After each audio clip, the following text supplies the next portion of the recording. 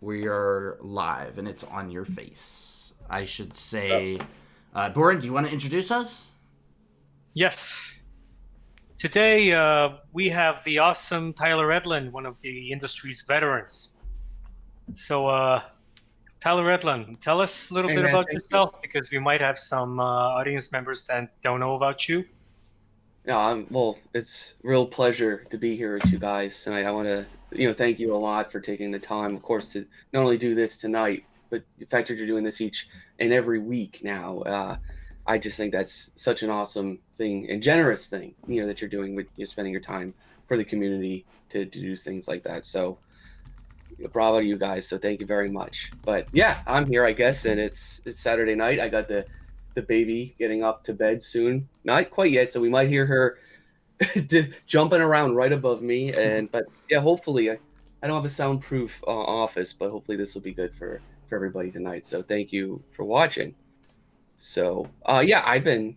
How should I start this? I don't. What have you been doing lately? How you been? Are you Yeah, I've busy been. or? Yeah, I've been a little busy. I'm doing some contract stuff now for a game. I could say it's going to be like an adventure RPG on the PlayStation 4. It's kind of similar to Zelda. It's not like AAA, it's not single A. It's actually one of those awesome middleware games. I love those. Which there's not enough of those these days, in my opinion. I think to make a comparison to something out there, it's like along the lines of like the size and scale of maybe something like a Darksiders, right? Which is not like, yeah, a smaller studio is working on that stuff. So that's kind of what I've been up to lately.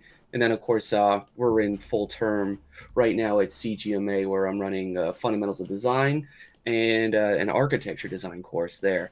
So that runs each and every week for 8 weeks as well. So yeah, between those two things, and doing everything else, yeah, I'm pretty busy, but I've been finding time to do some personal work as well, which I might just bring that up on screen later. And if we go into a demonstration mode, that's usually more interesting than my face anyway. But yeah, so I've been busy. I guess that's one long one long run on sentence.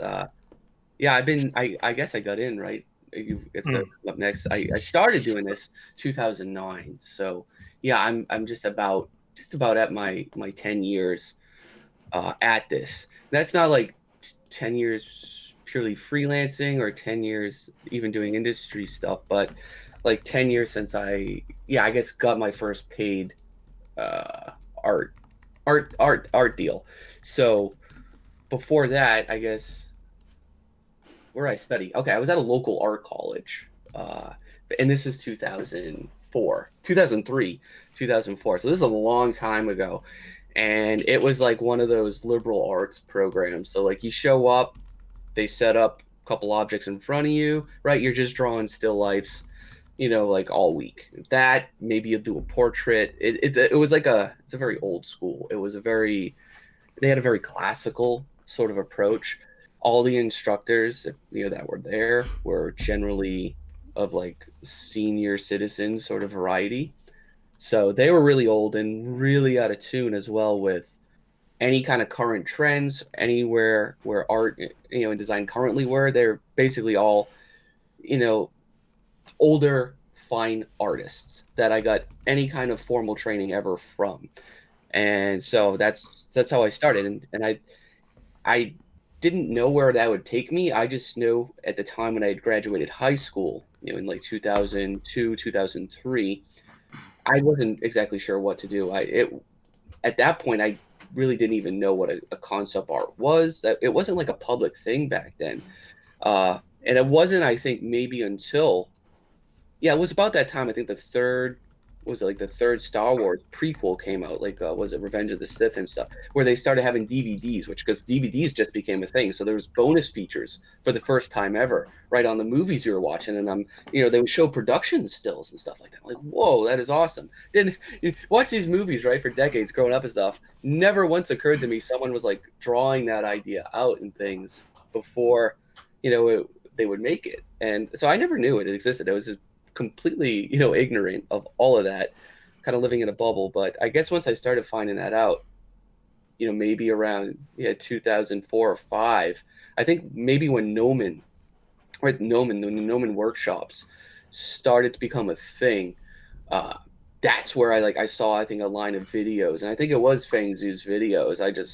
I saw them, and they were, at the time, it wasn't him, it was people like Ryan Church, George Hull, like almost like anybody that was on some of those really big productions, like the Star Wars prequels back in the late 90s. Like, they were also doing these Gnomon videos, so I would just I'd work all week, buy those things up, and they were like $50 a pop, back then. So it's almost, and they were like on average, right, about 2 hours in length. So, I mean, imagine nowadays, if like every Gumroad that you guys are buying they're all just like $50, like flat fee, and then you're paying shipping on top of that. So information, right, today is much more readily not only available, accessible, but affordable. So, but that's all I had. And when I would go, the contrast between watching this old lady that would teach me drawing. Her name, she was awesome, Mrs. Lambert. She was this old lady. She had way so much lipstick on, but she'd get in front of the canvas and she'd just start drawing in charcoal. And she'd do a pretty good job, but she'd do it at her pace and things. But like going from watching that, and that was like my only sort of art instruction whatsoever, to watching like Feng Zhu or Ryan Church demo out concepting like an entire production painting in a matter of like 2.5 hours. Eye-opening is like underselling like what I was feeling watching that, and I was like, oh shit, sorry. And it was just so impactful, and I would try to do things, and I was still lacking, of course, much of the fundamentals. I knew zero to nothing about design whatsoever. I could draw at a very basic level, and I would be trying to like replicate the things that, of course, they're doing, to many failed attempts, but yeah, it was good fun. It was good practice, and that was my introduction into doing anything, that of course that I'm doing today. And yeah, it was a fun long road, because I was doing that. I graduated. I was naive enough to stay in that program for like the whole term, because like my mom always said, just brought me up and stuff. Like, you go to high school, then you go to college. You stay to college for 4 years. You figure things out. So it's like whatever. I just like stayed for 4 years, just like taking general classes, things, because of a liberal arts degree, and then taking the art courses. And of course I graduated with like debt that I'm still paying off 15, 16 years later. Wow. Still like racking up that $300 a month paying that tuition off, because of course it was like a private school. If there's anything to take away from this, is like, don't go down the path that I did, which was just like of a young, dumb, naive sort of fellow that didn't have direction. That's my long, slow, sturdy path toward anything, was that nothing to kind of guide me, I guess. There was like the concept art forums, which was like a huge thing back in the day. It's where a lot of people met anybody in doing this. Is like, you try to post some work and see if you could get like, upvotes and clicks and make a name and a rep for yourself. And yeah, that was also very humbling too, because you'd work all week on something, you think it was awesome, and then even asking for like a general critique, you post the stuff, and people could like, this hasn't changed. Like, you post something on the work online, and you're looking for a critique, you don't know where these people are coming from, what experience they have, and what they personally would want out of your piece. So people just rip you a new one either way. And that's what happened. It was like, and it was a little discouraging, but at the same time, you get to be optimistic about it. So it was fun, fun and challenging time. It was fun, just because like everything was new. Everything was so new. Like, again, lots of concept artists, illustrators as well, where they were all congregating at the concept art and just pasting their images in, and you could see the growth of people. Like, in 1 to 2 years, like because you could track their threads and stuff, and it was awesome to see that.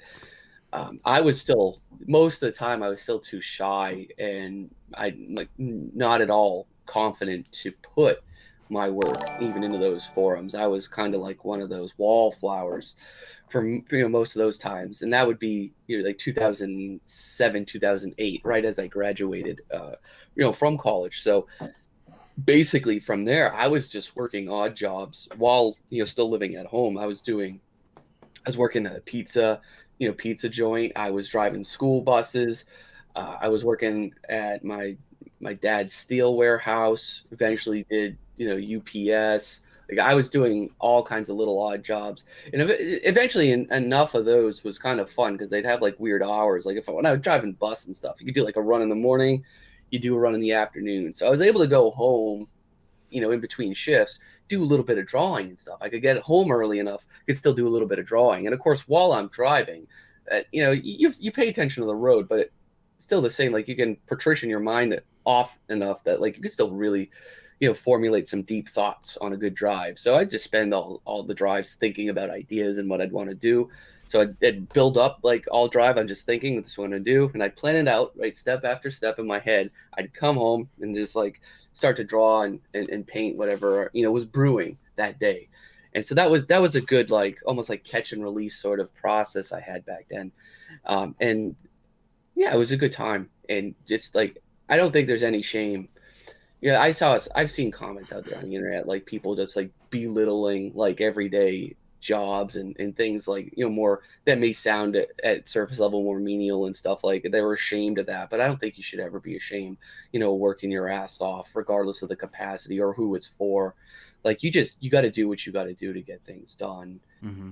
And, it's your attitude and outlook on that's really what makes the difference. Like, it's not like about like having a boastful sort of status, and you don't have to be necessarily proud of it, but you shouldn't be ashamed.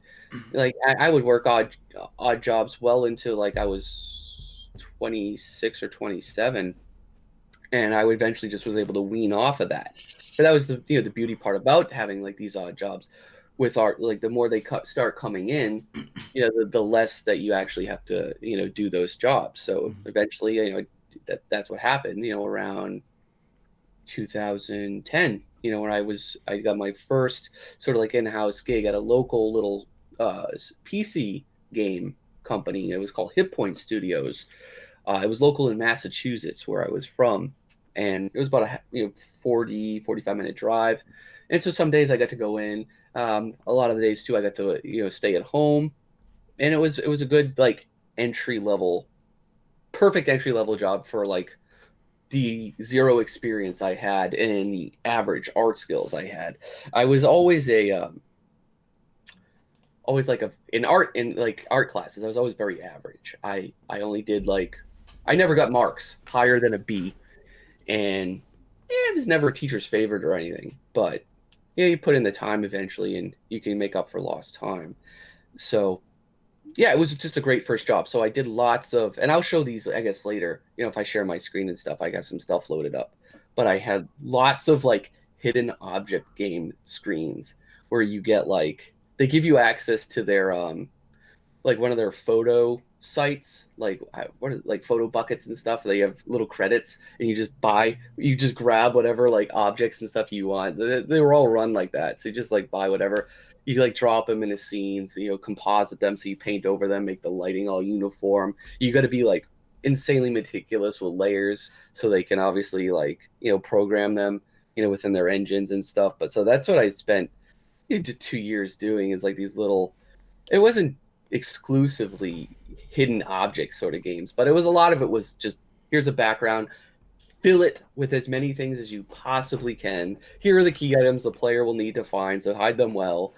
And a lot of it was that. But what was good for me, like it was really just like I'm getting paid a good amount of, it was a fair wage to, especially at the time for me, like to just get hands-on painting and blend, like just compositing these images. So that is learning on the job. I think a lot of us do that, where you take these first gigs and you almost have like no idea what to expect or what you're doing, but you find your way through. And so I was doing that a lot.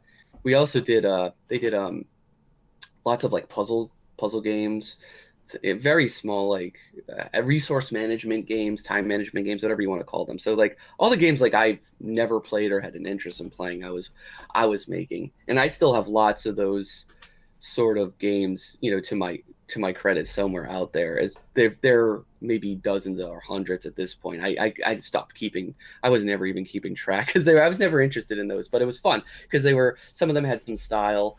Some of them, some of them visually look, were all right, but yeah, it was fun. I did like it because I was for the first time ever I could set my own schedule, uh, so I could come in on days I wanted to. Some days I didn't have to come in, and yeah, it was just a good time. So we'd go mountain climbing, every Wednesday.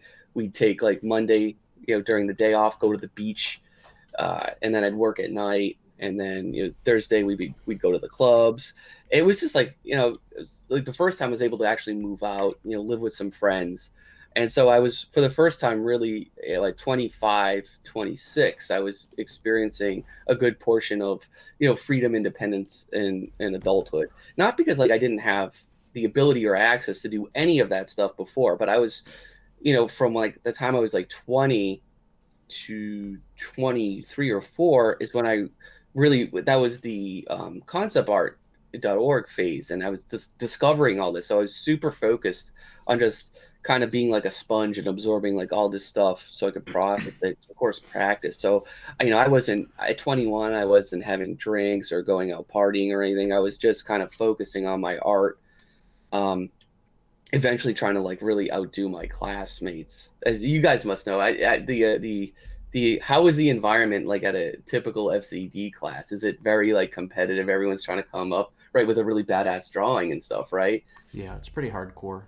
Yeah, so like I was trying to be that hardcore person in an environment where nobody was hardcore like ever. So it's like sure I was like coming up with some solid stuff, for the context of the class, but it's like nobody was stepping up. Nobody else was stepping up to bat. So it was like, meh, like those crickets. I was not getting, like throttled the way I wanted to in an environment like that. But, I was at the time I was young. I just stuck through it. I was like, okay, like, well, I'm trying hard. So maybe something good will happen to me because a lot of people are there. They're at these art schools, usually on their parents' dime. They're not paying an ounce for it. I paid, I'm paying. I paid every ounce of it myself. So I was there. I was trying my hardest to make something of it. So what would a snapshot of that look like? Did you find that you went through a roller coaster of ups and downs? Did you ever have times that you were like, I want to quit, and then someone talked you out of it, or were you kind of the guy that was encouraging a lot of other people? I was just like, I had some awesome. I could count the awesome instructors I had on one hand, and it was probably like one or two. And there was like one guy that was like such a good painter. He's an oil painter, and I had another oil painting teacher, so I learned everything about color and light like from her. And it wasn't that roller coaster. Like I was always just kind of bricked up and determined, but I never, because I didn't want to be disappointed, I never entirely had a set of expectations for myself or career path. It's just like I'm doing this stuff by day. I was working. My dad owns a steel shop, so I'm like, I guess if like nothing ever comes of this, I'll just be working in the family business, and that's going to be my kind of nothing to lose, I guess. Yeah, so I was like, I just figured like that he's going to need help. He's getting older. I always kind of figured that's where I'd be stuck. So that's where I worked any bits of extra hours I had. So I just like commute to the art school, do that thing. But I took it seriously, and I think that was enough, for me to get the momentum I needed, moving forward. Because in this kind of everyday sort of, I'll say American now, because that's where I was, and that's what it was just like a regular American art school. Like people are they're either going to go there, they're all trying to be individual. So they're always like, oh, I'm not going to do impersonations and stuff, but like they're all trying to be their own thing there, which is like beautiful and expressive and stuff. But it's like at the same time, they all kind of just blended in because they were all trying to be like so individualistic and things like that. Or I kind of just showed up in like my regular clothes and was just all about getting down to business. And I probably stuck out in like a crowd of people like more than any of them ever did, because they're all, I guess I'll just say, artsy, because I was never that artsy. I was just, it was just something I did, as just like another hobby. Like I would, in high school or up to college, all I ever did was like draw the occasional like video game character or something like that, but never ever once considered it could be like a job or something I do. Because as far as I was aware, any game that I was playing or actually liked was made in Japan. And I was like, well, there's no way I'm going, to Japan to live, to work. Like that just the most outrageous thing I ever thought. Like, this is not, that's like so far out of my zone. It just would never be something on the table to consider. Mm-hmm. So it's just like, okay, I'm just going to do my thing and, you know, draw occasionally. But, eventually, right, when you end up in a college situation, I had to go to college for something. My mom's like, you go to college, you know, she waving her hand in her stern face at me. I was like, okay, I'll go. I'll just go for art because, like, math bores me and, well, science is okay. But it's like, I didn't know what else to do. Mm-hmm. So there was just that. And I kind of, again, my path is a very long, unfocused, winding mess of things that just kind of, like, I guess, fell in the right direction once in a while, where I did have a couple lucky breaks where, like, I think it was like my art school was either doing one of those open houses or they were doing a little student showcase on their website to promote their programs. And, that local studio found me because I was an artist living in Massachusetts, and they were a game studio in Massachusetts, which is in itself a rare thing. So, like, I was able to, like, jump on board with that. And then, but, that I got laid off. It was like, after 2 years, those things never tend to pan out or last long term. So that's when I just went back on the side jobs and did the occasional, freelance thing that came my way. And at that time, that's when, like, I was all in, like, 2008. DeviantArt was the biggest art platform, and maybe still technically is the biggest, but, like, that's where everybody was, like, DeviantArt and concept art forums. So I found a pretty good platform for myself on DeviantArt. I'd post work and it would get of course, like, for someone that's, like, never posted like a titty picture or, like, loads of, like, fan art with where it's just like fan service stuff. Like, I did a pretty well on DeviantArt, considering, like, I was just doing, like, in lots of environments, the occasional, like, Zelda fan art, or, of course, my own fantasy stuff. And yeah, I would just post work there, week after week. And I think this will lead to, like, a later kind of subtext where it's like, I built a massive following there over the course of, 3 years. And my kid's screaming. And I don't know what I was doing right or whatever, but for some reason they kept doing these things, which I didn't even know was a thing until it happened to me. You're just going about your thing, and then they had something called a daily deviation. Yeah. So they would feature your piece of work with, like, a group of others. It'd be hand selected by their panel, and it's on some kind of page somewhere within their website. And you then basically on a situation like that where you are featured, you get floods of followers and page views and comments across all your things, because it's now like this window just opens and you got, like, a sea of people just pouring on yourself. So that, I don't know what happened. I think there was just somebody on that panel working, actively working for DeviantArt that liked my stuff, because, like, I would get 6, 7, 8 things, like, maybe once a season I would get one, and which I had no idea the scope of, like, those can be, like, a very rare thing, I guess, within themselves. Because, like, there's a lot of people on DeviantArt, there's a lot of art on DeviantArt, and I kept getting featured, and it kept just, building up my following there. So that led to getting, like, a lot of freelance gigs and stuff, just having a pretty big fan base on DeviantArt. And right now, like, it says DeviantArt. I'm on the page now. It says Deviant for 10 years. So that led to, for me, like, the numbers are really good, where it's like I had, like, 30,000 followers on there. Yeah, 697,000 views. Yeah, if you compare that to, like, 30,000. any other modern platform I'm doing, like an Instagram, I just hit 10,000, or even ArtStation, it's at like somewhere around an 8. And then Facebook, it's like whatever. But, like, the numbers are so, like, in comparison, like, so lower than, like, that platform that I originally had there. Now, I think that eventually died down because, like, people were they were changing their algorithms, or people just started doing elsewhere. But as soon as basically I started seeing, like, my numbers and stuff dipping on there, I just was not focusing attention. Yeah, I think a lot of it has to do with, you The grow where community. you focus your attention. So it's like, Yeah. if you wanted to grow your Instagram, you could go super hardcore on it and make all these things and do giveaways, and here's an artwork, and one of my fans, if you share that, you get 300,000 followers or whatever on Instagram, because you have the artwork to back it up. But you're focused on other stuff for a while now, right? Like your kid. Yeah. I haven't posted the last thing I posted on DeviantArt, for example, was the series I did for Zelda Breath of the Wild, which was the release of that game, which now might be like 2 years old. But 2017. yeah, I haven't posted there in that long. But right now it's more so like ArtStation is a much more professional platform. Yep. There's the chance that you'll run into like a furry piece of art there is far less, so I like it a lot more. Yeah. It's just a little bit more of a cleaner, respectable place. Shots fired. Yeah. I'm kidding. So I like it there, and then of course Instagram's fun because it's like Facebook, but zero drama, zero nonsense posts, and eventually you can kind of just like filter who you follow or like. So you're just like, if you're on Instagram, you're just scrolling really badass art, like yeah, you're getting on it, and that's why I absolutely love it. And I'm always like a late comer to these platforms because like they'll come up and I'm like, hey, whatever, that's just another new thing. But I've been on Instagram now, I guess it's been for 4 years. So I don't know how long it's been out in total, but I eventually got on there, and I've really enjoyed it ever since. Mm-hmm.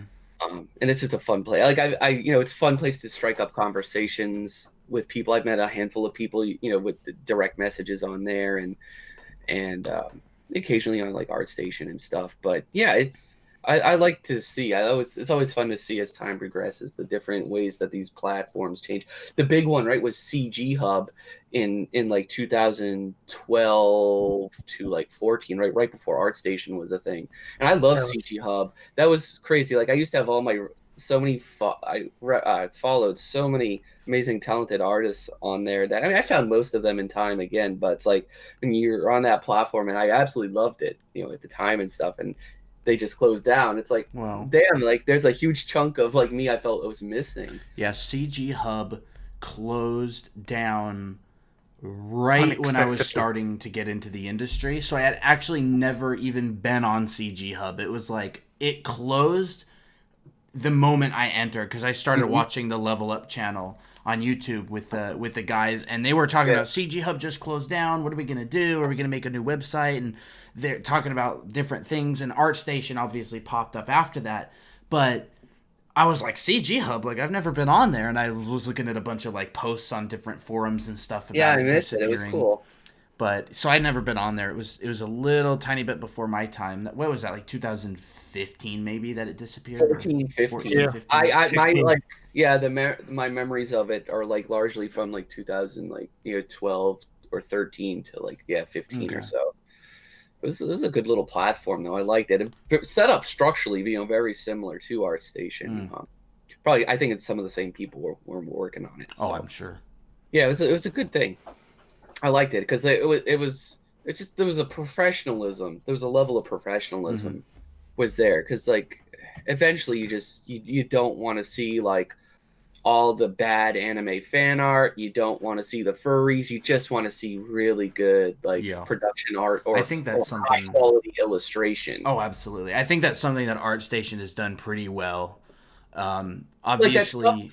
Yeah. Right. It just doesn't catch the algorithm, so it never. Not unlike DeviantArt, they just never get noticed. Yeah. Which is like, keep it that way, please. Yeah, and I think that there's a lot of people who are trying to break into the industry who complain about it, but then as soon as you do break in, you're like, oh, thank God, like so happy about it because you can use it as a professional portfolio site. No clients even bat an eye at you linking their.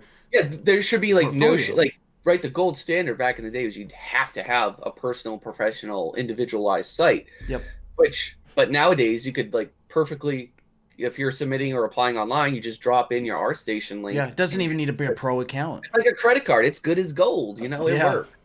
Yeah, which is awesome. It's super professionally presented. It's a huge platform. It's trusted. People see ArtStation.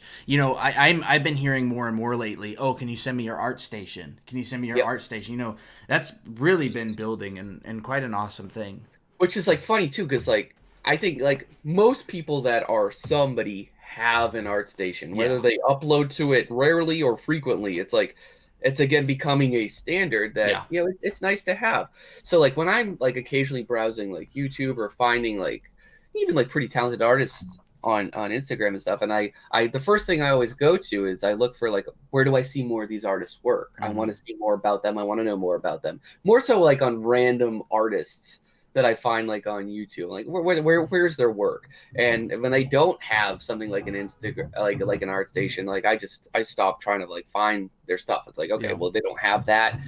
It always of course baffles me because like, wow, they have like 200,000 subscribers on YouTube. They talk about art every day of the week, or 3 days a week or whatever it is, but like I can't just like find a body of their work to see like what the fuss is about. It's just one of those things. Yeah, definitely. So let's do some other questions. We got a lot of people who are trying to break into the industry, trying to get jobs, whether illustration, whether working for, I don't know, Magic the Gathering, whether working for, a studio like Treyarch or Ubisoft or whatever. What would you say, what sort of advice would you give to them if they're still trying to make it in, if they're practicing and maybe they're feeling discouraged or maybe they're not? Like, what do you say to those types of people? They should probably, well, I guess the problem, of course, would probably be in their body of work, right? The portfolio.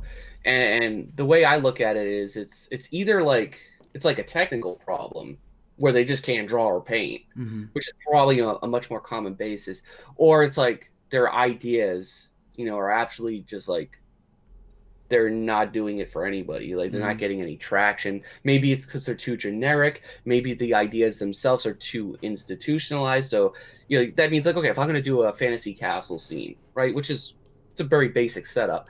If I'm putting that out online and nobody's clicking on it, maybe that's, I don't know, what's special about it, I guess. Yeah. Like where's your personality? Where's your flavor in that? So it's like a bit of a trifecta thing for me as I look at it. It's like there's the technical side, there's the idea side, and then there's like that personal side, like the putting the art into it. So like you can find problematically where those three things are and where your level is at in regards to like what the competition is doing. You're pretty good self-assessment at what's going on.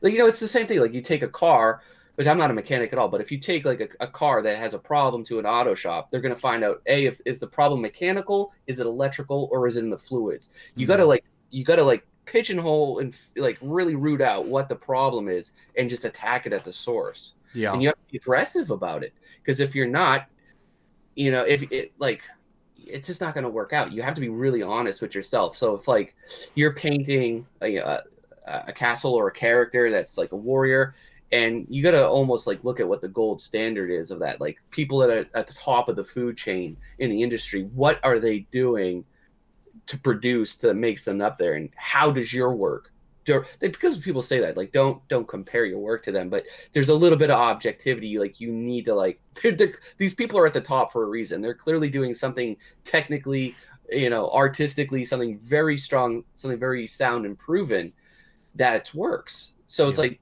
put your your ego aside for a second. Put your work one-to-one with something very successful that's similar, right, in terms of subject matter or theme.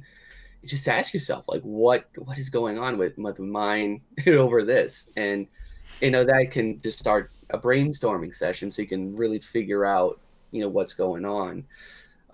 I think that's what I did, because I never had a mentorship. I never had, the closest thing I had to a professional sort of training thing was the Gnomon DVDs.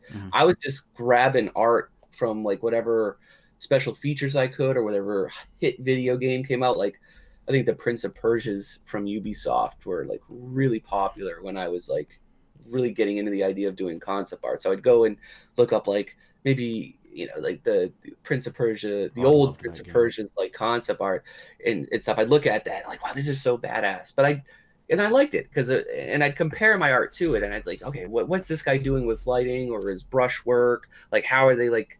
And I would try to deconstruct what I thought was a personal like high mark to aim for, because I think that's the part of the problem is like some of these artists, right, that want to get better and improve and go to a pro level. They just want to get better, but they're like firing an arrow in the dark. They don't have a specific mark necessarily to aim for. So if you know where your target is, you're going to have a lot higher success. Yeah. And so it's like, because you'll see tons of people out there talking, oh, don't, you should only compare yourself to yourself. Don't compare yourself to others. And there is some truth in that. Like, you shouldn't beat yourself up over it. But if you just want to be a realist about it and be like, well, this guy's getting work and I'm not, here's why. Yeah. You know, maybe my anatomy's off. Maybe my drawing is subpar. Maybe I can't paint things for shit. You know, maybe it's one of those things. Yeah. So, Yeah, I definitely agree. I would say to that, the internet is so huge right now. There are so many thousands and thousands and thousands of professional artists. Make an email, write out in a Word document, go, hey, here's a link to my art station. If you could, I would really appreciate it if you could spend a couple minutes and just tell me, like, why I haven't been hearing back from clients, and put your bulletproof vest on, because you're gonna get shots fired at you, and then send that email out to 30 different professionals and get ready. Somebody is going to respond. Yeah. Somebody will be nice. Absolutely. There's too much on the internet out there not to take advantage of. I mean, there's ArtQuest, right? There's a guy in ArtQuest, his name's Austin, and we've critiqued his work on stream a couple of times, and every single week he's coming back and saying, here, I've been doing what you suggested I do. Is this what you're talking about? And he's getting better and better and better weekly, And I'm this guy's going to be a professional before you know it. It's the people like him that are aggressive about it and spend the entire time asking questions. I mentor people all the time, and you get people that will just sit there and nod, for like week after week, session after session. They're just That's more common than people sitting there picking your brain. They're buying your time either way. Yeah. And the people that grow fast and become something eventually are the ones that are trying to figure out what makes you tick. Yeah.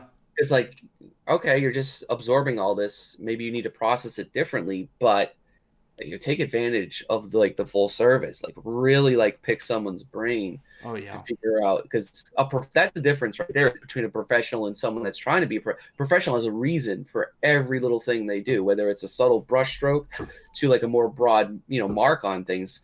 They have a reason for why they're doing that, whereas a beginner, it's there can be a little more leeway in fumbling. Okay, I think this is maybe how it's going to look. The color of the sky is okay here, but a professional will be very deliberate with every little thing they do. So it's pick their brain about it, because you'll get, you'll get this wide open insight into why and how things work efficiently, when they do. Yeah. Learn how to ask good questions, That's a thing. And learn how to actually do what their responses are. If an artist says your perspective is horrible, you should probably learn perspective. You probably shouldn't go, oh, well, I'll just try to avoid it. It's no, you got to do it. Because just do it. You don't have to be a master of any of these things, but you just have to understand it. Yeah. Because with the way there's there's perspective plugins, there's perspective brushes, there's 3D. You don't have to be a master of it to progress. You just need to understand what a horizon line is and how a vanishing point works. Yeah. You don't need to calculate 18 ellipses on a weird angle, and it's not necessary. Yeah. Because I bought Scott Robertson's perspective book, as a professional 2 years ago, and I was looking through it and I was overkill. He gets down to a science how to calculate every little line perfectly. And I was well, if I did that for every drawing I did, I'd spend 20 hours in my planning phase before I even put some color in it. So it's it's great, and it's there for foundation, but if math, in a professional that does an accountant, they're always gonna have a calculator. So it's just use a shortcut if you have it. Yeah, what I've actually found is that you learn the basic perspective. You almost go through that to a certain level. You need to know draw through at to an extent. But then you're doing it for so long.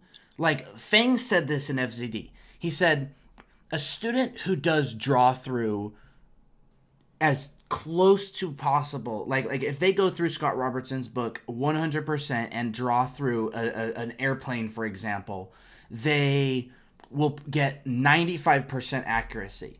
And he's now a master who's been doing that for a long time can wing it and get 95% accuracy. So it's not that the masters are always doing every single line calculated, it's that they understand it and they've done it long enough to be able to, now they use shorthand and wing it. And that made such a difference to me, because I was just like, wait, I was looking at all these people's work online and I was like, did this person draw through everything of this? And I'm like, no, they used a base of 3D, then they winged the rest, and they kind of used shorthand, and I'm like, wow. So, And your style can be your result too of the different shorthand methods and the shortcuts you take, because you'll start getting more personal attributes with your art, and it'll be like, less institutionalized too, which is great because you'll have a little more personality in your art and your images, which is always a good thing. Mhm. I think it always comes down to that thing. It's like, you don't need to put, right, like everything you've ever learned right into a single image. You don't even have to put it into practice, but having it all in there to draw from where and when you need it, that's where it's more important. Yeah, definitely. So it's like just filtering out things like, do I need this for here? Do I need this for here? That can solve a lot of problems. Yeah. Of course, when you're a student, you really need to focus on the fundamentals. Like, if you don't know that, you have nothing. The fundamentals is what you're drawing. Like, there's nothing more to it. Design, perspective, color, lighting, storytelling, composition, all these fundamentals. It's like, that's it. Once you learn all those really well, you're a pro. And that's why I probably even survived to the level I did, because that's all I didn't learn production line stuff. I didn't learn, workflows, but I just learned fundamentals. Like, here's a vase with some flowers and like a rather random object. Here's a light on it. Just draw, paint, and render that. Yeah. That's all we did. But that was just built. It's observational training. Yeah, and now all of a sudden the lamp is a castle. Yeah, and that's what lots of the most entry level basic artists don't do enough of, is they try to draw the castles, they try to draw the sci-fi spaceships, but it's like, you're trying to compose without knowing the language. So put that back for a sec, do observation. You go out in the real world, observe everything and record it with your pencil, just a pencil or just a pen, ballpoint pen even. That's where you'll have the most growth. Right, like a musician. Like, if you're trying to learn music, or you go to a music class or something, it would be absolutely ludicrous to like ask one of those students to compose their own piece of music. Right, you learn the notes, you learn the language, and you try to replicate, you try to play and study other music. Right, like a lot of the classical masters, you play the Beethovens, because you've got to learn the language first. So that's where you see, like, if you just hashtag and search on Instagram concept art, for example, or environment design, you see loads of like bad art, because people are trying. They see all these awesome images online.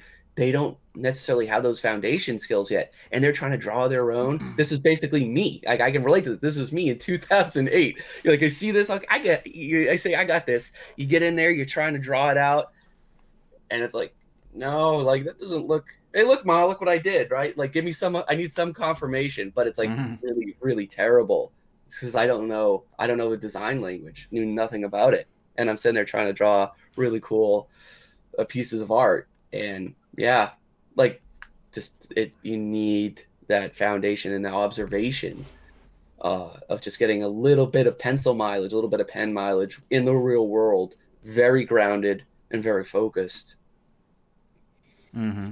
Looks like Orion's here. What's up? I guess we can move on to some more questions. Boren, do you got anything to add? I had one in the beginning, but you already said. Yeah. Well, no. Okay, really so let me ask you something. arm. So you said you started in 2009. Yeah. Now it's 2019. Yep. What has changed the most in this industry? Well, like, it used to always be like on going to the forums, to DeviantArt and then ArtStation. You can almost gauge it by the questions. Like, originally, right, it was always like, right, bro, what brush are you using?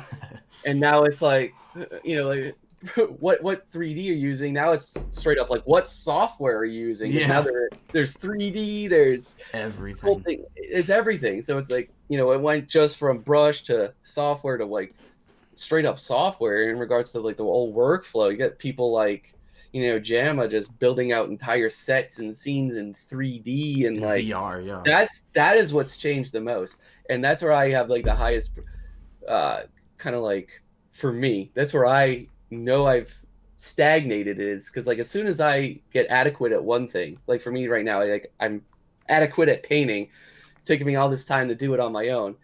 But now like I learned a little bit of like Cinema 4D and SketchUp to get by. But now there's so many new techniques. It's like got to start that hurdle all over again.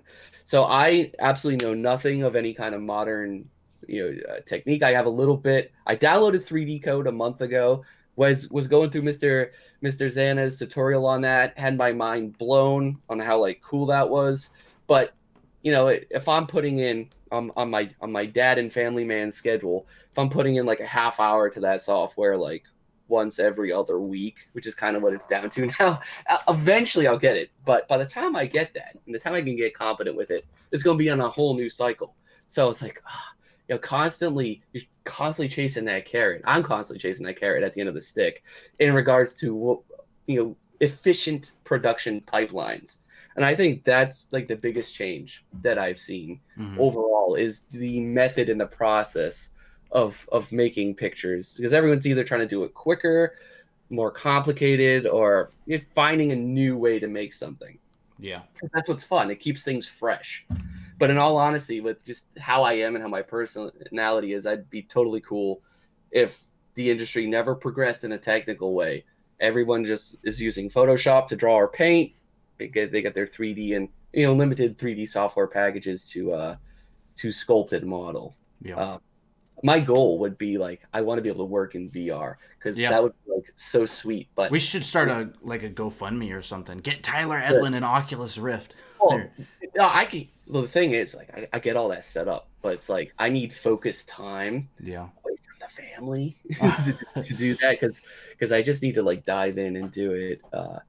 So I can go headlong into it. But that'd be like really cool. I mean, those are really affordable nowadays. They're like, you can get set up and going in that in like $300. Yeah, definitely. And that's it. Because you got the PC for it, I believe. Yeah, I got a PC, and the thing is with that for me is like I'm like really technically crippled. Like I get so overwhelmed. You need so much focus and energy when, for me, like I just get completely flustered when doing anything on a computer. So I work and live and thrive in a computer world now, but I'm very much like my old man. Like I just learn what I need to get by, and I kind of enjoy it at that level, and I'm very comfortable at that level. So there's a certain level, a comfort zone, if you may, like where like I'm kind of cool with that. Like, and I'd be fine just kind of leisurely painting up my scenes with very minimal 3D. But I wish I had that drive that someone like a Jan, Urschel has, or someone that like a JAMA has, that, these are older veterans too. They have their families, but they can still like, so I'm making excuses at the end of the day, because these guys are still learning and, setting the bar for like how all these things are done and developed. But like in my own world, I would be perfectly fine. Just like, okay, I'm just going to draw and paint it just like that. But then of course you're also on the same payroll as these people that can do it 3 times as quickly because they know all these shortcuts. So yeah, it's like a double-edged sword for me. It's always something I'm at odds with. So I end up hiring lots of like students and just people I know that are better at 3D to build. If I need like a more complex 3D that I can't get at a kitbash.com, I just hire students and stuff to build me stuff, so because I can paint over it. This saves me time too, and I can give them a little experience. So it helps everybody. Yeah, that's actually really cool. Until I had talked to you the first time, I actually had no idea. I actually never even heard of doing that. Because I remember the first time I talked to you, I'm just like, wow, like, where did you get these assets? And you're just like, oh, like Kitbash 3D, and you're just like, oh, and the other stuff, I hired someone to do it, I outsourced it, and I'm like, yeah, I got some former students now that are at Ubisoft and stuff. They've done very well, but they're like really good and efficient with the 3D. So they could, even if I could do it in 3D, they could do it in like a quarter of the time. So it's just like, here, if I need this, I present them a drawing. How much is it going to cost me just to have you build this stuff up? It's like that. Okay, yeah, I can do that in 2 hours. Like, good. I'm just going to hire you to do this for me. You build it up. Well, that's like the start of a business. That's like that's what I do. The mindset of someone. You're just like, do it myself or outsource it. And then it's like, okay, now you have like employees, quote unquote. No, I do have a couple guys that I do that with because I like to delegate. At my heart, I'm a painter. I am at best an average at drawing. I can draw, but I don't enjoy it. I literally only enjoy painting, and I would like the 3D side of things if I was more adequate at them. So that's a bit of a bias there, is because like I love the idea of like, because I took lots of sculpting classes and stuff like that. I like building things, but like because 3D to me is entirely technical, it's like not even a thing in my head. It like completely is off-putting to me because it's like you got to know what toggle, which slider, which button and command to hit. It's all technical. It's like I know in my head exactly what I want to do. So what do you think of 3D coat?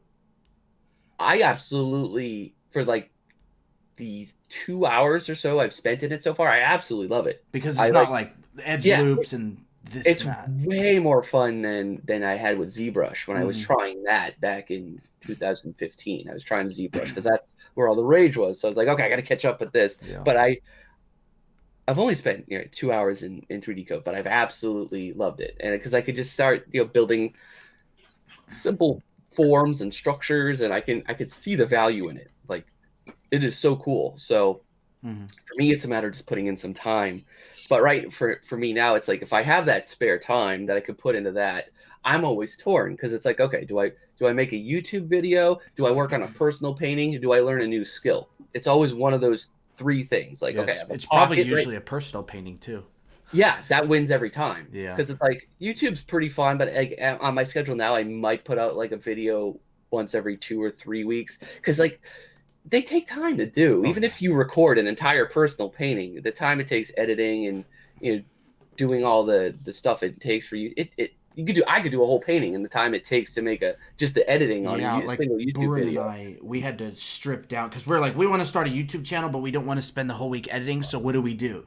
We're going to do on-the-fly interviews, upload what we have, use YouTube's editing program that's like experimental to remove when some idiot guest shows concept art on accident. That's NDA. We're just going to edit that out really quick before we upload it. We spend like 0 time editing these. We upload raw. That's the way to do it. And that's the only way we can do it because we don't have time to do it another way. We don't. And even when we do critiques, we just start spending like at least for me, I spend like 4 or 5 hours before the video, so I quickly line them up, write down everything I need to say, overpaint as quickly as I can, collect all the good references I can show them, and then that's how we do it. And then that's why we do it on the fly. Sorry, Tyler, we have a question here from Evanilla. She says, I think it's a she. I'm scared of having to move around the world when I want to go to around the world when I want to. Okay, Colton, do it. All right. I'm scared of having to move around the world when I want to go for a cool art job in the game industry, and most of them are in the U.S. But I want to settle yet still be able to work in an office with the team. How is it? Like in parentheses, art job as in 3D artist, concept artist, or art director for companies like Ubisoft, Blizzard, etc. What's your advice? I guess on moving around for jobs. It's a young person's game. Yeah. And if you're in the area, then you're set either way. But like if you're working remotely, your options always are quite a bit more limited. But I know a lot of big studios do have contracting departments because it's honestly a lot cheaper to pay someone like me to do a job just when and where they need it. They're not hiring and training me on staff. They're not paying me benefits. It's like a whole other thing, right? But it's just like there are in both television and game studios that you would think just employ just like in-house people. Like there is contracting departments, but then it's a matter of finding those jobs, getting the right plug-in for that. It's all because a lot of those jobs, a lot of it's like who you know based.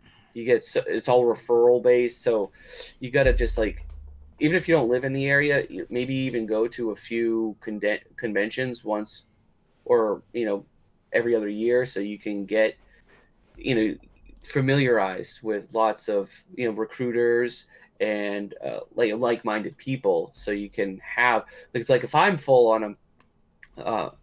My buddy, just as an example, he was working at Gameloft, or I think it's like, yeah, Gameloft, for like 6 or 7 years. He left there recently, so he's now more open to freelance stuff, which is, it's good because he has like all the experience to it. But he's just doing freelance now from the studio position. And of course, he's overseas and stuff. But like, if for me, if like I'm too busy, right, I just send, like lately, I just send all my work to him, and I don't know what becomes of that. I don't know if he takes it. I don't know if he leaves it. I don't know if the person ever contacts them, but I just funnel it. I redirect the work and the offers all to him lately, because he, got to help a bro out. And that's just because I know him, and he's like, hey, look, I'm actually open. I left this job now. Let me know if anything comes your way. And, that's what happens. And it happens time and time again. It's like just having, I think you have to establish a little bit of mutual respect out there with somebody, right, within the community and the industry, so that when you're on a bit of a basis with them, you can, it won't look brash or like out of line if you drop something like that. Like, hey man, I'm now looking, I'm open for work. Would you kindly let me know, if anything comes your way that you don't need?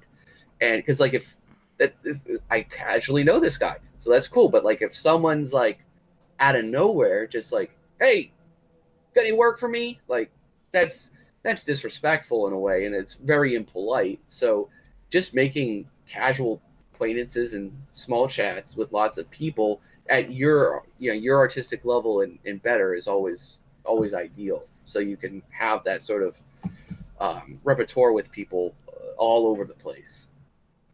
But yeah, like in terms of like the jobs and moving and stuff, like I had to turn down like positions all the time because they want to relocate me to either Michigan or Chicago or California or China. Lots of China offers. It's like, no, like I bought a house. I'm living in Connecticut. I'm gonna just deal with it, because like at my age, like I have to just, I'm staying here. I'm grounded. So if you're young and flexible, go where you can get your experience and make acquaintances and friends. It'd be much more beneficial. So I guess that's my long sort of answer, I guess, on that. If you have anything, you might have even more to add to that, because you're in a bit of a different circumstance. So, yeah, I mean, I think that's pretty much it. That's kind of what I would say. It just depends on where you are in life. Are you willing to go somewhere? If you want to, and that's the thing. Like, if you make a decision, you think, okay, I'm gonna go work at this studio in this location, and that's where I'm gonna settle down. And if you hate it, change your mind. Leave the studio. Like later, like just do it. Yeah, like you're not gonna be tied down because you feel guilty about, like, if I went to work at somewhere, in a different country or wherever, and I'm just like, I can't stand this, I'd be like, I gotta leave. And I think that might be a lot easier coming from someone who used to freelance full time, rather than like, because I freelance and do off like remote work full time, as I have been for a number of years. But for someone who immediately got into a studio and is afraid of leaving, like that can be a really scary thing. But I would you say, might want to at least write it out so you have a little bit of backlog of work that you can at least show when you're allowed to show it, so you can get your job. Build some portfolio work beforehand, contact some clients, maybe talk to a couple buddies and have them ready to send you work as soon as even before you leave, maybe.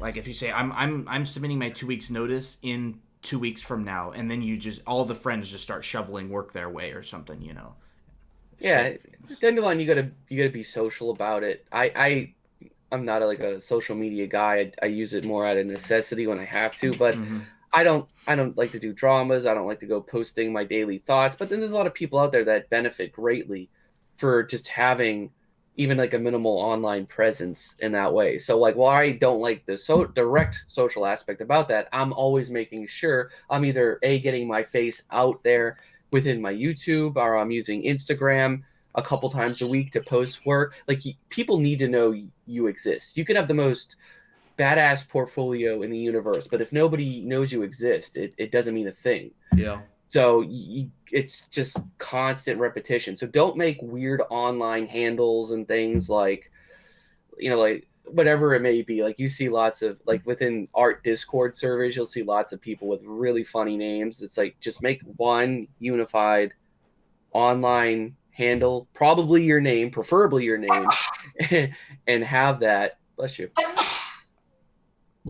and have that be for everything consistently, and even put your face to your work as often as you can, so people could put a face to your work and know who you are. And so that I'm not just like Sword Guy 11, online, and I occasionally post a picture of like a knight in a castle and stuff, but you got to put a face with the talent and keep it consistent. Or if you don't have a face, you gotta own what you are. Like look at Sparth, right? Sparth. It's, I mean, that's part of his name, but like what's another example? He's been in the game for so long. He's just always been a Sparth. Yeah. Which is, Nicholas. He's a French last name, Bouvier, or something like that. But it's like most people know him, but because that's where he started in 2000 with an online stuff as Sparth. That's what everyone just called him. So it's just easier to retain that. Yeah, you got to come up with something that people remember. It's best if you use your name if you're a person. Just look how companies do it. They always have a head person. Your Steve Jobs, your Mark Zuckerberg. Even though nobody really likes. You got to be your own best representative. Yeah, you're gonna or you're gonna have someone who is a representative if you're starting like a company or something. But exactly like. Like nobody knows who Steve Wozniak is, but everybody knows who Steve Jobs is. Poor Wozniak. He built the first Apple computer, by the way, if anybody doesn't know. So mad respect. Yeah. So you just gotta know, like if Orion wants to go as Bushido Art, he's gotta own it. I think he wants to go as Orion Vang because his name's awesome. Like, and he looks cool. I wish I had a badass name like that. Like, what the hell? I have a 5-letter last name, Edlin, but if I'm giving that to like the phone guy or the people at the store clerk desk, that I have to give them nobody can get it. It's always Edwin or Edlin. Like they can't like put together those 5 letters. So I hate it. But it's not letters. It's not super common. You're not like Tyler Johnson or something. Like it's not Orion Vang though. Oh, that name is awesome. He's not here right now, but he's gonna see this later and gonna be smiling. So why not show some old work? I'll share my screen. I just gotta go in the Hangout. Okay. I had a couple things. I realized it weird. I didn't think we'd be able to talk so easily like that for an hour. I realized, I didn't even get to any of this other stuff. So. It always ends up like that. We're like, are we gonna have enough content? And then it goes way over time or something. Yeah, that's what happens. I know. So I had a few things prepped. Like, so here's like little bits of my life spelled out in a little bit of a timeline. This is like an earlier timeline, just because I don't have a lot of this stuff out online super readily. But I'll just put labels on it. So this is like, and I'll zoom in as we get it. So this is like my 2009 starter type of jobs that I did. This is everything here post Chewy and the Squirrel, which led to like, that was a weird situation, which is 2000. Was that a job or a personal piece? That was a gift for a wedding gift for a friend. I'll get into that. And then here's everything. Well, not everything, but it sums up largely what I did. Right, 2012 to 13, and then this is 14 to 15, and then anything else like after that's pretty easy to find on ArtStation and DeviantArt, things that are notable. But so let's get, so this is just because I was mentioning it earlier on, this is the stuff that I would typically do, at this studio, is like very highly detailed little environments or static screens for like these games. Occasionally I get an image like this, really right? Far to some of those? Huh? Can you zoom in like really close to some of those? I this is at 100%. Oh, okay. But you can get a little bit more. Okay, I just didn't know if anybody was watching on their phone or something. If they're like, like. Yeah, so there's like, it's busy work is what it is. Absolutely. Like 100%. So I must have designed like 100 of these sort of maps. There's like hundreds of these sort of images. Occasionally you get to do like a splash page image where this will come up in the background, in a dialogue box, will come up and give you some flavor text, which is like such a relief compared to totally got like the reflections and stuff wrong, but yeah, junior artist, that's what you do. And then you have busy little scenes like this. But that I have like a million of these varieties of images that are just, just never something I want to show or go out of my way to talk about. But it was part of the job and part of my learning experience. So Yeah. I do like it, and I certainly appreciate and respect the opportunity I had then. It was just all very new to me, and it was still very fun. Yeah, and then 2010, is where somewhere like I was ending that job, and then I had a friend. He's an old lifelong friend, but he's working at he's a pretty high producer at Rockstar Games, so he's got a very vivid imagination when it comes to things, and he's a very cool guy. And so I was at his wedding, and there was like the VPs, like he had all the Rockstar, like it was just a very humbling experience for me in a junior position. Like out of the top dogs at like that big studio, because they had just released like Grand Theft Auto 4 or so at the time. Wow. Because they were like, you look at stuff like that, and I'm doing game art like this, like wow, these are like the industry, like I am in high heavens, and like these people all around, and I unveiled this gift for him because I had asked for him, what do you want for a wedding gift? I want to paint you something, because I was too broke to buy him one. So he's like, I need Chewbacca riding a giant squirrel. He's like, have them fight a bunch of Nazis. And then, that was like a month before. And I just show up. I had a big canvas print of that. And he was like, the whole room lit up. And then I posted it on DeviantArt like that day, because I just made it a public thing, as public as DeviantArt was back then. So there was like, I wasn't putting that on Facebook because I know it's going to give it to my friend.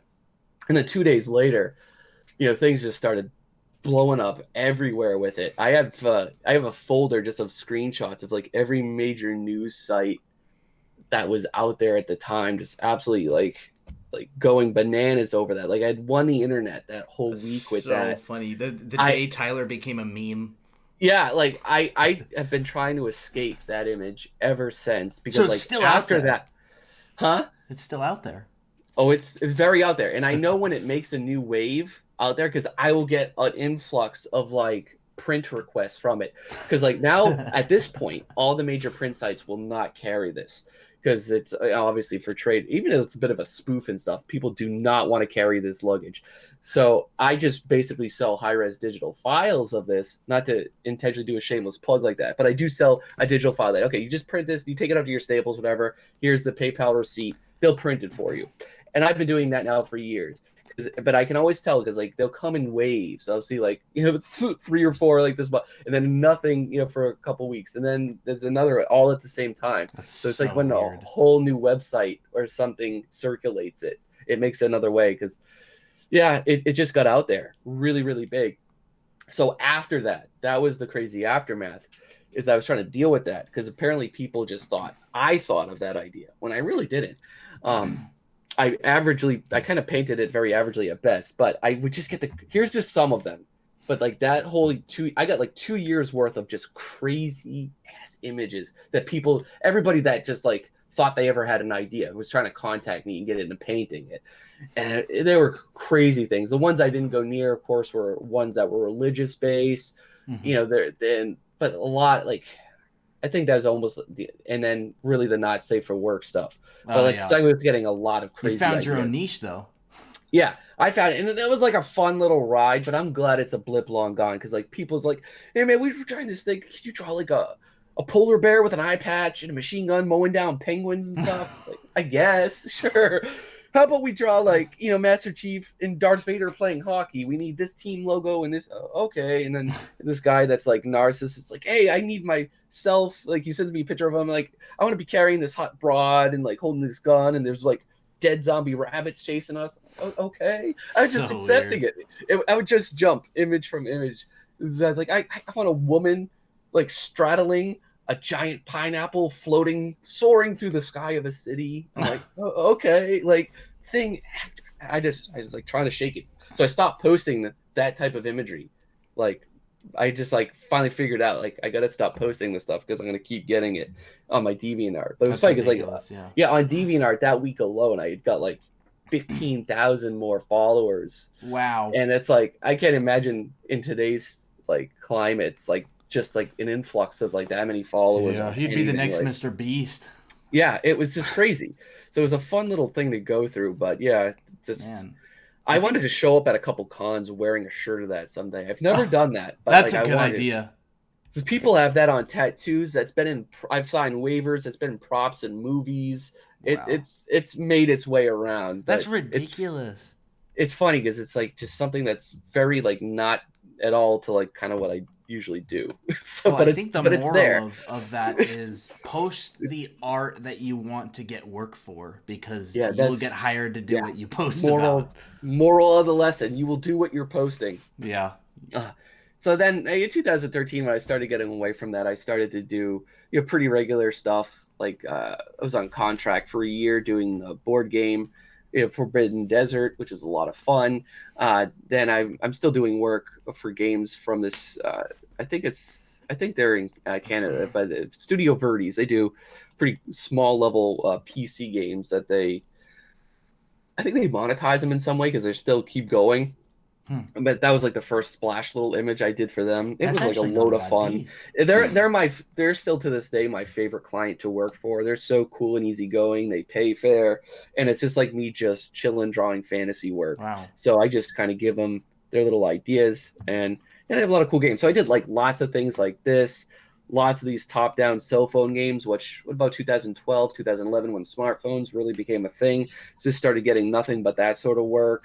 I have no idea the names of these games or even how many I've done. Like they're just all like they fall into this ocean of like nonsense that I've done. Yeah, This same just here. for Oh, this one like some of these companies were like working on like Disney fairy games, like the Tinkerbell line of stuff. I did a handful of like their art, so there's like a little sample. Like I would basically do these quick sketches, finding lighting and composition, and then they would either do the sets and stuff. They'd hire probably somebody internally to do stuff like that. But yeah, it was a fun little thing, and these jobs really just did continue to transition a little more, all the way to 2014, 15, and that's when I started. Actually, I got.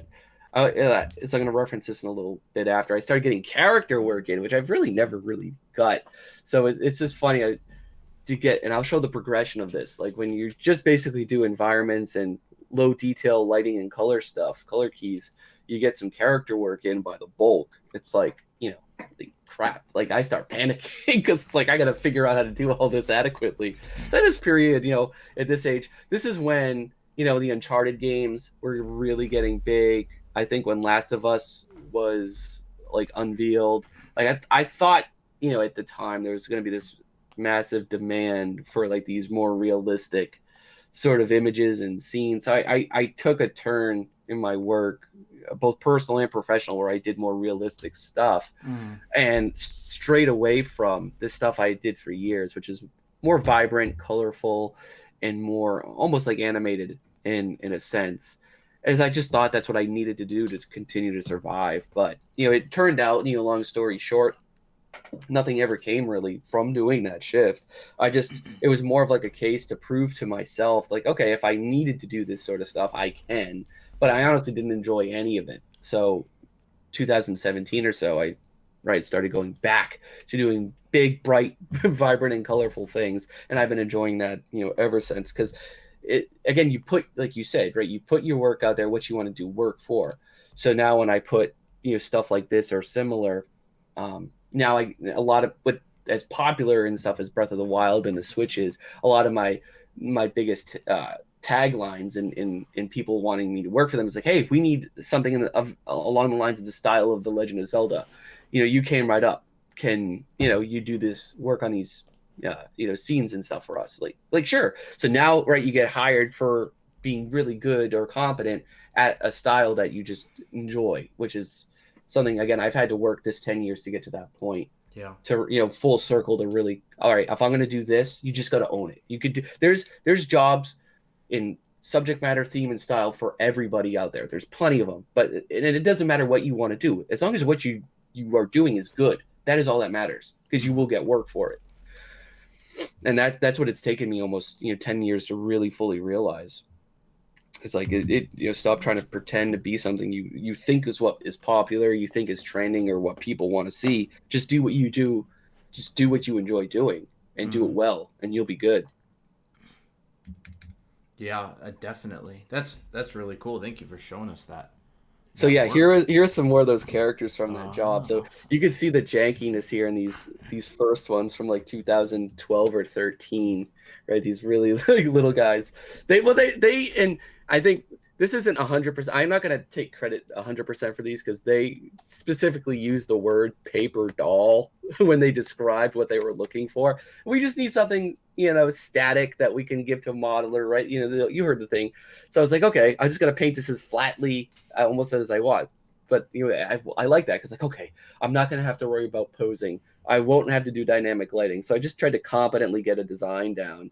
Okay. So this is my first sort of character work. It's stuff that kind of looked like that. Mm. So very flat, very stiff, very rigid. And then eventually, 2014 started to. By this point, I was like more confident to get a little bit more movement, acting, and the characters themselves just started getting like a lot better. Turns out you draw 40, 50, 60 character designs, you end up getting better at them. Oh man, yeah. Spoiler alert. So even for someone like me I've had art teachers telling me like your characters are terrible. They straight up told me that. Yeah, You're so terrible. they're terrible. Like Yeah. this is all beautiful over here. You got good colors, but these characters don't have an ounce of a soul. So I was like, okay. So Yeah. I was like, all right, I'm gonna draw some castles and go with that. So yeah, it again, I learned on the job. The quality got exponentially better, and it's a huge part. Like you could I have some of this stuff up there on like ArtStation, but I did 70, 100 character designs just on that job alone, and Wow. like I have maybe just as much character work under my belt as I do environments. I just don't enjoy it as much, so I just do what I like to do most of the Yeah, time. it's funny. Right, post what I like to do the most, because like this is like for me when I do get this job, I enjoy it, but it's still firmly work for me. Like I got to really try to put the effort in to get this stuff looking right and stuff. Whereas like castles and cityscapes and whatever it may be, they just flow out of me effortlessly. So I just play to my strength when I can. But I know now, like if someone's gonna throw a character design my way, I'm not gonna be like totally like flip out about like have a panic attack. Yeah. And this is funny too, from like this time period. A lot of the art and stuff that you will see in game, it looks like this. Like this is how it looks. Like okay, average at best. And these are all they were at the time under very tight deadline and stuff.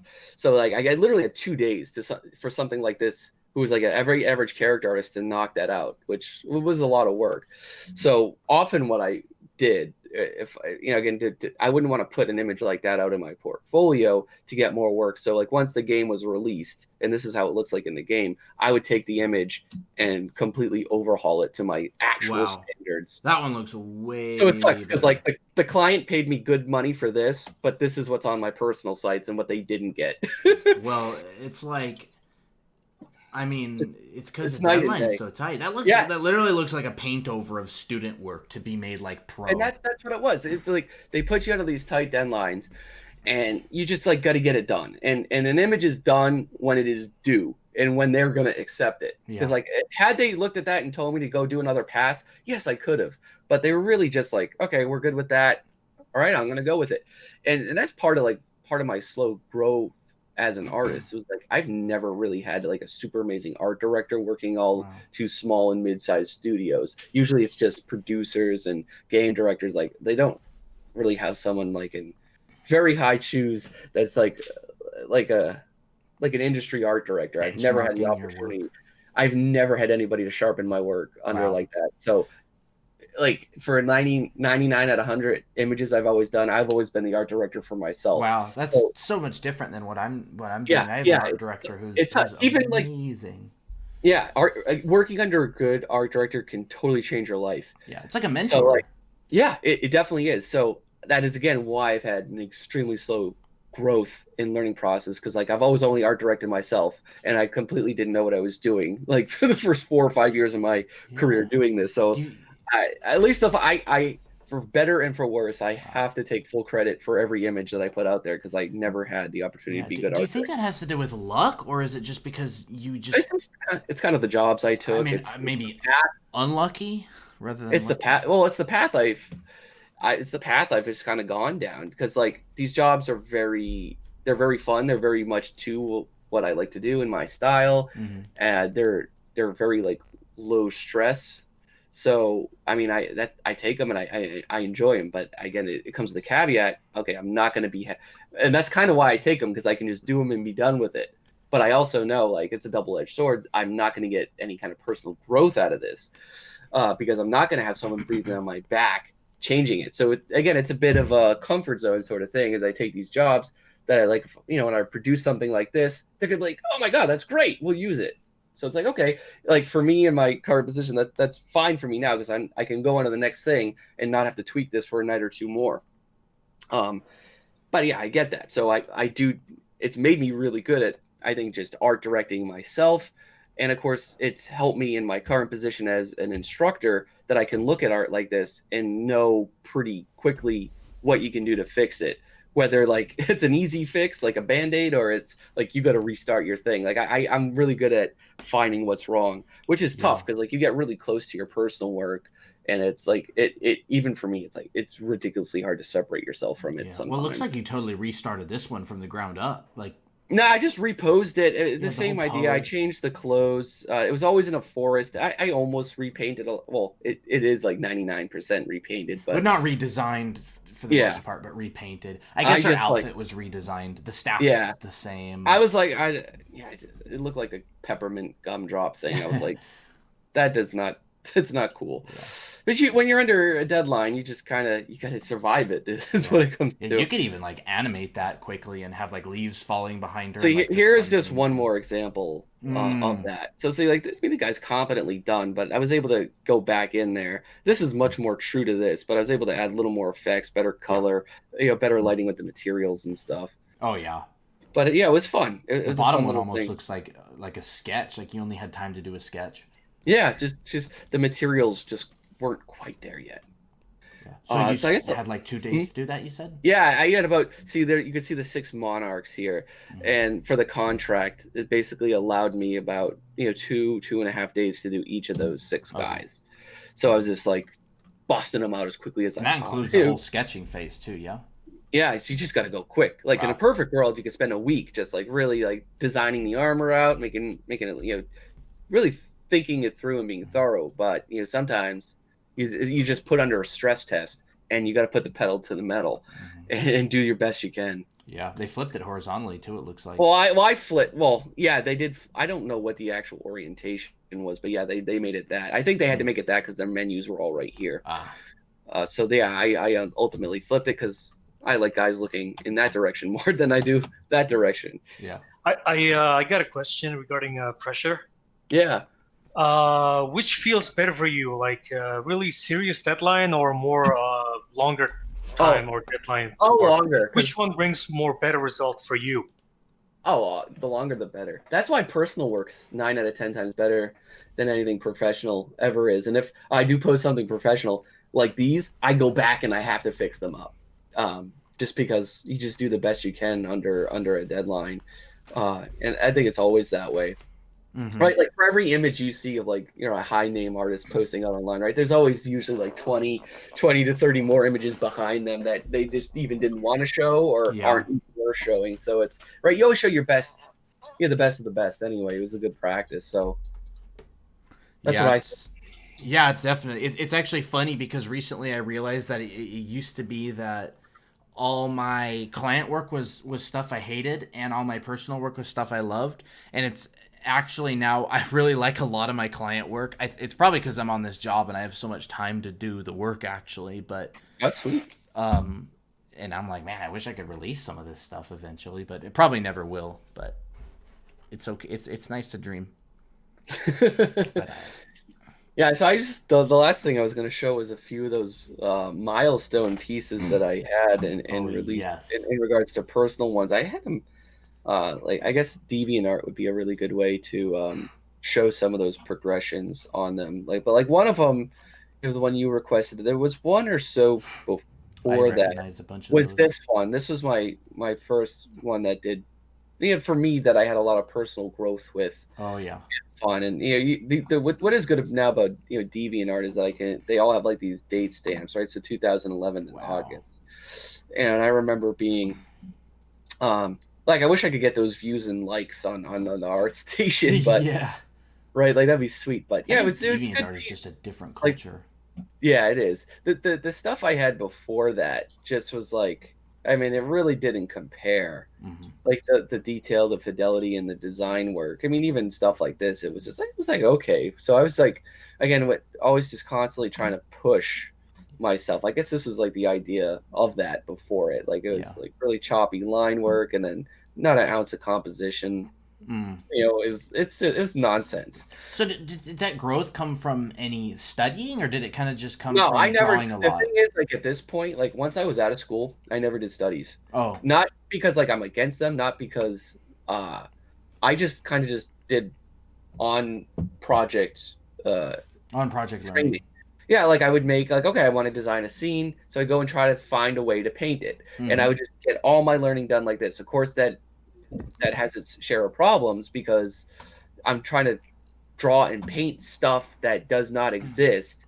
So I'm not growing as quickly as just straight up doing like a study of sorts. Yeah. So That one didn't turn out too bad. That one on the left with the flying thing. So what you're doing is just crazy self-taught method. Yeah. yeah, like I wouldn't recommend any of my students to do what I did. Right. Oh, there's So the you said you didn't have writing any one. art director Yeah, to it was guide just like you. straight So mileage. this is crazy. This is awesome. That It It's was is really straight. the interesting. hardest way to improve. Yeah, it's the hardest and the slowest method. So like that's why again like there's a lot more. See, like occasionally like on DeviantArt I would post a sample of like a few of like the hidden object backgrounds. Hey, this is kind of what I was working on and stuff. But Mhm. yeah, I mean, there was just a lot of that at the time. Yeah. And then so that was a really good personal milestone for me. And then I started to do, I actually started to become more conscientious of the design work, and I tried to, plan and think things out, a little more thoroughly, at least in my idea, and Mhm. then started to do them up. So again, at that stage, my work started to take on a much more colorful and vibrant sort of appeal. And Yeah. people were, I was building up fans. Even if I tried something sci-fi, I tried to apply that characteristic and aesthetic to it, so I could, go over different genres regardless of the style. And then of course I would work through that, for a bit over time. I had a lot of fun, doing those fantasy scapes and whatever they may be. Yeah. Like, these are like mostly private commissions, that I would get for little projects and stuff. But when I did this one, that was another pretty big light bulb, image for me when Mhm. I tried to balance, make things just feel, up a tier, Yeah. from the previous ones. So Yeah. That one idea, blew up on YouTube. consistency, internal consistency, lighting, and Mhm. just overall execution, just to see, where I could push and how far I could push things in various sort of things. Just try to make a place that's cool enough, that'll a lot of people would like to see and visit. So that was that's one of the ones I launched the YouTube channel with, which paid off well for that. And so I could take things that I learned from that image to start constructing a variety of fantasy scapes That one's based pretty off cool. a lot of those aesthetics, which at this time is zero 3D, just straight up get in there, paint it, and hope for the best. So that was fun, and a lot of images just followed in that. But at the time I was like, okay, I made this image. The next image I make has to be better than this because I always got to one up myself. But Yeah. that at the time, you learn like, no, it's okay to have images that aren't always. You can't keep taking that stairway up a level every time. Like it's just unrealistic. You just got to give it your solid effort and take what you learn from that. So I mean, I Yeah. thought at this time because I did that and it was received well. People liked it on YouTube and stuff. I was like, I thought I knew all my shit. Like you get ahead of yourself, and Yeah. it's every time you think you understand something, eventually down the road is like you realize how much little you really did know at that point, and you just you got lucky with some design decisions and overall execution, because like none of these images that I did for a year or two ever was like as popular, as that image, regardless of how hard I tried. So it shouldn't, again, that's chasing another carrot at the end of the stick, in regards to like, you don't always have to like one up yourself. Just give it a sincere effort. What's that one with the propeller? The when you were just over. Some more That one's fun little shit. A little fun little like location. It's like a little restaurant or something. That's awesome. Yeah, I always try to like just find little fun scenarios to kind of develop. So yeah, it was really really fun stuff. I was even for me, I realized some of the images that I like the most are sometimes some of the ones people like the least. And when you do things you don't care about, like a quick sketch, sometimes those are received better, right, than your most laborious sort of efforts. So at this point, I started to try to do. I realized I had many interiors, so I tried to do more complex and thorough interior scenes. So I'd try my hand at those. Because I was always like, I'm going to paint something. Let's just paint the scene outside because it's fun. You get mountains and you get sky. But I realized, like, I have nothing inside. That's how it was back then. I was just like, all right, let's try an inside shot. So, that's what I did. Do you find yourself exploring much nowadays? That's all I'm doing. Just like, everything experimental. Like the image in the thumbnail was one I had, up there, where I went really back to my roots for it this week, to kind of paint it, in a way that it, just kind of, I added a lot more polish to it, and that's what I'm just doing the final stages more so now to it. But I mean, it started as a very very simple. Like you just see the beginning of this. It's pretty laughable how much planning really did go into this. It started off as a demo for a student, and I liked it, so I kept going with it. But it was like he had submitted this idea, and he had a 3D model of it. It was kind of similar in layout, and it was all terrible compositions. So it's like, all right, like just use 3D if you have it. Really get in there, pretend you're in the scene, and how can you sell that, as an idea? So I exported this. This is about a 5-minute, SketchUp model. There's no consistency, or it's not even pieced together, but it's like, what, this tells us an angle. So you draw it up in Photoshop, and it's like, this is really what my mind is seeing if I'm looking at it in SketchUp like this. So I can really formulate, you're always thinking right one step ahead, 1 or 2 steps ahead. That's a pretty cool idea. So he's like, yeah, you did that. That looks way better than mine. I was like, yeah, that's because I'm thinking about design and flow. Like this image, right? This image is all about this fantasy dam house that's kind of like a chateau.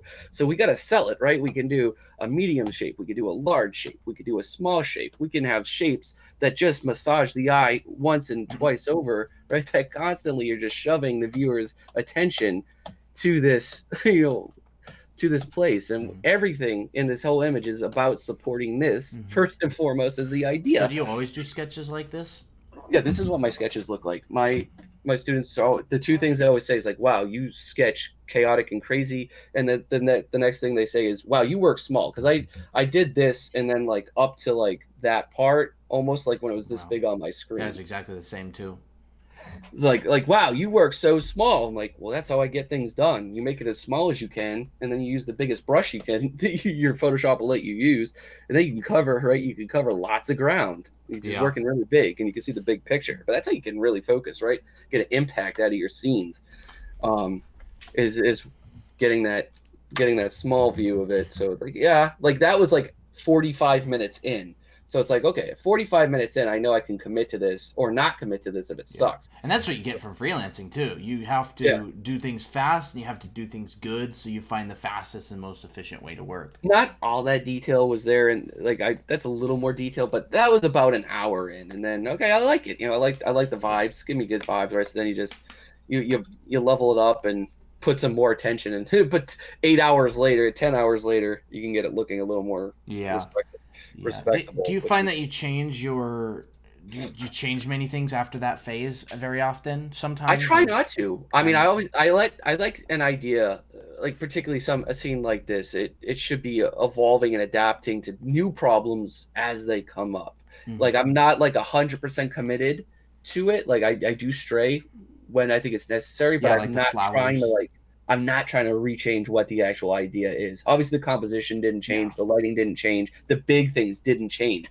But I forgot in the 3D side at all. I was going to add all those towers and stuff. So I built it up to a point, and I was like, hey, like this needs a little bit more of a tower. I was looking up lots of these chateau sort of imagery and stuff. I was like, yeah, you need something up there. So eventually I built it up, more so from that. I forgot what layer. Yeah. It was down there, but I adapted the design. I added this, and I had this pretty late up there, which mechanically would control the dam a lot more before at the bottom, so it doesn't like flood up their base. So yeah, I try to think logically about it and keep it pretty real. So from here, the only things I got to finish is add like the little spires and the poles on the top of the towers. Got to finish painting in the flowers in the foreground and stuff, and then do the design work on the bridge. And I think I was going to add a little bit of a statue, like maybe some kind of coat of armor or something in this little slot right here, the honey spot that I saved for last. I was going to drop in a design on that. Yeah. What do you think of people traveling on the road or something? Yeah, like that's definitely like you could drop in. I like this idea a lot. This is actually probably one of my favorite pieces of yours. I love Yeah. I love the idea that the waterfall comes down and maybe like this city or this castle area has water running between all the streets, and you can have a really cool idea for a castle that has a whole bunch of like bridges in it. Yeah, you get So the cool. more story you could put into even like a simple environment image, the better. So I was like, this is a house that's owned by a wealthy family. They're distributing water to their various, land, the various provinces in this region. So Yeah. that maybe that's like something that's based off tickets or service owed, but like they're in control of this water. They control the farmlands, so it's going to look important. It's going to, it's going to have a function. It's going to have a purpose. I firmly grounded this in various parts of Europe. So I have all the components for a design. Now it's just like how much paint you want to put into it is what it comes down to. Yeah. One thing I always notice about your landscapes is they have not only the depth of the values is really good, but also your perspective in general. Like the valleys and the pieces of land really work in perspective. Yeah, I figured that that's as much perspective as I ended up figuring out in it after the fact. So I never calculated this vanishing point to the left. I just relied on the 3D. I calculated the one out to here, and then I tried to figure out one for the road, but that was it. And I just basically rely, at this stage up to like, okay, this is the main actor. I think of environments as characters, as actors on a stage, right? This is the main actor. Everything I need to do, every decision, small and large, I need to make is about showcasing this in the most bombastic way possible, right? Yeah. So it's like, let's make this bright and light. Let's sandwich this against a wedge of shadows and blues. So blues and greens always work great together anyway, and yellow is like the icing on the cake. Oh yeah.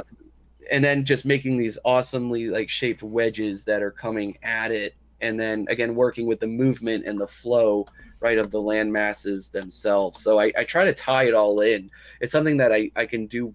It took a little training for me to do that, finding the shapes and the rhythms and things, but now I can do it pretty much on command when I need to. So I practice. It's all about the form of action. So how these three-dimensional forms are really reacting to the environment, and how all of them are focusing the attention first and foremost, right there.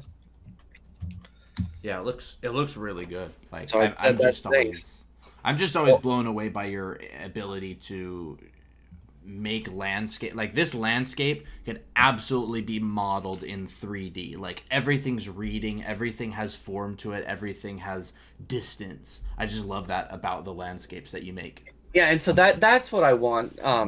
That's what I try to do with it. Is I'm gonna try to get this done maybe tomorrow so I can post it on Monday. But I'll show one where that's a work in progress that I had started before this, but like some things, it totally got tossed to the back burner. But I was like pretty deep invested in this idea, and then this demo came up, for the class and the students, and so I totally just switched gears up momentarily. So if anything, like more context to the audience is I'm a very spontaneous person, and I put 100% of my energy just kind of where I'm feeling it. Mm-hmm. So like even like one day I'm like 100% invested into this image that's kind of coming up now. If the next day I'm just like, oh, let's just go with this idea, I will totally shift gears. I will shelf what I'm currently doing and put it where you're putting it where the focus is. Yeah, so this is kind of like a little earlier on into this idea I had that I was That's working cool. on just a day before that one, where I was setting up one of those scenes, river, not a river, but it's like tropical ocean, acapello with the on the ruin. So it's still like you can see a lot of the 3D DNA bleeding through that I haven't touched yet, but I've been trying to set the mood and tone with the other parts. Yeah, that's nice. I like that tilted building area. That's really cool. Yeah, I try to show it's like the ruins are all sinking, so it's not level, and then this civilization that build the stilt houses up on top of that. That's really cool. So yeah, the 3D it solves a lot of problems, but not all the Was that problems. in 3D code or? No, that was Cinema Okay. 4D. I did a very vanilla render with, because the Okay. best that's like right here. Let me group these so I can shut it on and off. But that's as good as my 3D skills and rendering can go, is like something like that. So Okay. I It's can't not really too bad. I can't texture anything to save my life, and I don't try. So I'm like, okay, it's good. Like if I don't over texture or overwork it here, that'll allow me to like loosen it up and push it creatively when I get into Yeah. painting it. So I'll be going back to this hopefully That's by the end of this week, so I can finish that up. yeah. That's a really nice piece. And that came from I just maybe a good thing to end with. I got like this is what the reference board, for at least the architecture and stuff for that look like, and then I had the sketches, Oh, that's cool. and then the sketches were basically this, just for more context. Oh, here they are. So they're serviceable sketches. They're not something immaculately done that you probably need on a game or something, but they gave me enough information that I needed to really go through with this and be, as thorough, as I needed to be. But again, that's like one of the biggest things that, right, a beginner or junior artist does not do is enough time, research, and planning. Like Yeah. hands down is the biggest mistake anybody makes. It's like a lot. I noticed that like a lot of professionals that you can admire their work for years. You could just see that work, but you never see the path they took to get to that work, the end results. You never see how much planning actually went into it, unless they're just doing like a tutorial or video on it. But a lot of stuff like this often goes unmentioned. But for my best images, usually the better the image is usually backed up by how much planning I actually put. So I switch things. I switch things back and forth often, between stuff like this that are a little more planned out and things that are 100% like spontaneous, like this one. And That's that cool. it keeps it fresh for me. So like not every image can be like, I can't do this for every time. I'll get exhausted. So I constantly just switch it up. Yeah. That's awesome. Well, I know you got to Yeah. get Any heading other off. questions for tonight? I mean, this has been an absolute blast. Just a couple general questions that I like to ask people that I always forget to ask. I would say, do you consider this a risky career, and do you consider yourself a risk taker? Yeah, I think there's just as much job security in this that there is in anything these days, right? The times have changed. Like people just don't jump into a position and stay there for 25, 30 years anymore. Hmm. So I think anything is just as safe as anything these days. And the thing is, as long as you're putting in your effort, you're putting your heart, and you're marketable. Your things are the three things you really need is that they're fun, they're engaging, and you're a marketable artist. Then yeah, I think you're going to be fine. But it's like when these people, because I've seen it in different kind of circles, they'll pigeonhole themselves so far into only doing such a niche sort of thing, like an HR, Geiger or Giger, right? The alien designer, right? Hmm. Like that's all that guy could do. And he, that supported him. But it's like he was a one trick pony, as brilliant as he is with his work, Hmm. you know, and for him that worked out. But for more often than not, like if you're only sitting there drawing baby fetuses all day, which I mean, there was a kid in art school I went with, that's all he drew for 4 years. I saw him different types of baby fetuses would work his way into every single project. like that guy's not going to be working, getting paid for it. It's just too niche. You got to be at some level. You have to be really marketable in terms of like where you can apply your stuff. So that's a huge part of it. But yeah, I think it's fine. And, Now, if you have focus with the information and how affordable it is nowadays, there's no reason to like this is what you really want to do, not to do it. But just as at the other edge of that sword, because I see so many different students, I can clearly see when some of them are not. They like the idea of this career, they love the idea of the job, but they're not willing. Not committed. The fact that it is still competitive at the end of the day, and if you're not putting in the time, 6 other people are, and that's just the reality of it. So it's like if you're not putting in the time, you just better be a damn good prodigy. Yeah. Or your ideas are so deep and rich. No, it seems lately the companies are looking for more and more Swiss Army knife type guys. Yeah. Like if I check all the job listings and things, oh, you need to do this, you need to do that, at least like 3-5 skills from a single individual. Yeah, and again, that's where you can always handle those if your fundamentals are really good. Mm-hmm. And you just practice. If you're not doing it in your personal time, you practice on your weaknesses. I got hired just doing environments for years, but I did an occasional personal piece that had character stuff, and then eventually when you get the other job to do the character stuff, you just gotta pony up and hope it works out so you get better at them. Yeah. But play to your strength. If you play to your strength and your strength is marketable, you're in good position. Yeah, absolutely. So what are your plans for the future? What are you working towards now? What's the big in a perfect world, I would love to do streaming on Twitch at least once a week. I would love to put out an art book on all this design stuff that I've accumulated, over the last 5 to 10 years, stuff that I've paid handsomely for in an art education and never got any of this in there. So I'd like to make a massive art and design cheat book, which would be cool. I would love those two things, and I'd love to do an art book of a completely unified setting where let's say if I had this and this was part of a bigger world, where I could put out an art book's worth of information on it. So I do all the characters, I do all the locations, and they're all of course the same style, which is something again that I would love to do, but it's gonna be something that happens for me when I have the work kind of close or at least a little bit established, because I don't want to go so far. If I plan it out, which would be the smart thing to do, it's going to add stress to me. And anything I do at this point, adapting to doing all this as a father and a homeowner and all this, I got enough stress on my plate. So if I do something more like that, I want it to be 100% for fun. And when it's ready, it's ready. And I don't want to make it feel forced. The second it feels forced, it's going to feel like work, and I'm going to procrastinate. So I deeply admire people that hey, I'm going to make an art book on this personal IP, and they go and they do it. That's awesome. But for me, that would stress me the hell out, and it would never get done if I put a label on it like that. So knowing yourself is a huge part of the growing process. Yeah. But those are the major things that I would personally love to do. Oh, yeah. So that'll happen when all the kids, like I said, are off in the kindergarten. I have my afternoons back, and I'm working really, really tight neck schedules now, being a family man and doing the art thing, which is good because my father was never around as a kid because he always worked.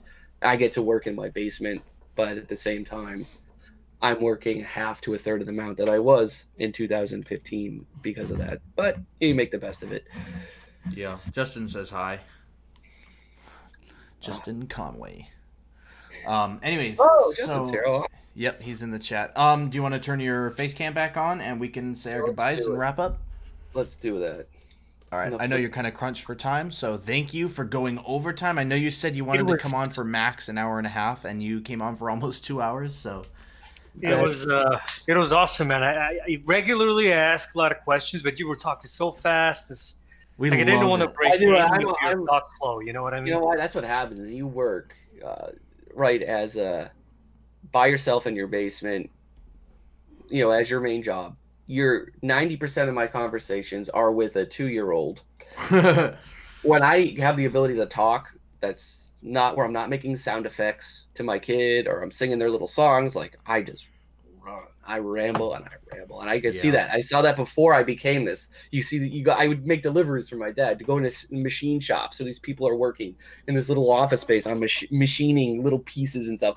They lose all sense of their social skills, and in a way, that's what's affected me. Is that sometimes if I'm given an opportunity to talk in front of a class or stuff, it's just like it's like one long marathon. Yeah, So, that's definitely how we want Art Quest. We want to be able to give a platform for our guests to just take the mic and run with it into all different things. I love it. We love it. So thank you very much. no problem. It's been a pleasure, gentlemen. And I hope you have a good weekend, and everyone else that came by or is watching this after the fact. Yeah, it's been fun, guys. Yeah, definitely. And we'd love to have you back in the future sometime. Let me maybe. know. Let me know.